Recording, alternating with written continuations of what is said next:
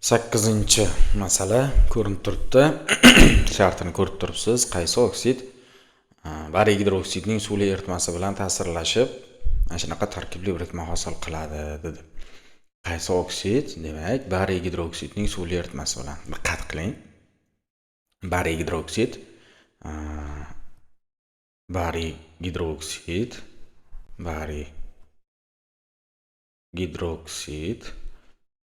ishqor qaysidir oksid deyapti.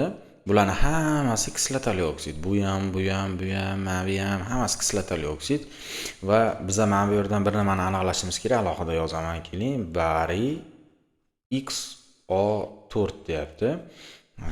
Bariy ikkivalentli ekanligidan foydalanamiz. Kislorodning ikkivalentli ekanligidan foydalanamiz.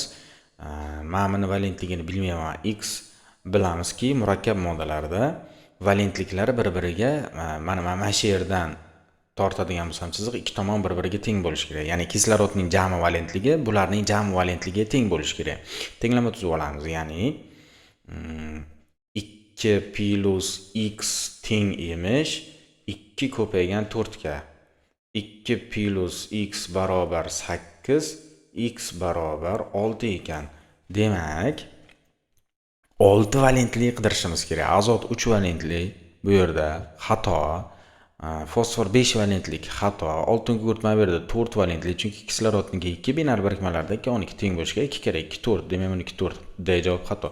To'g'ri javob B javobi ekan. Ya'ni SO3 bo'ladi. Shunda bariy SO4 bariy sulfat hosil bo'ladi. To'g'ri javob B.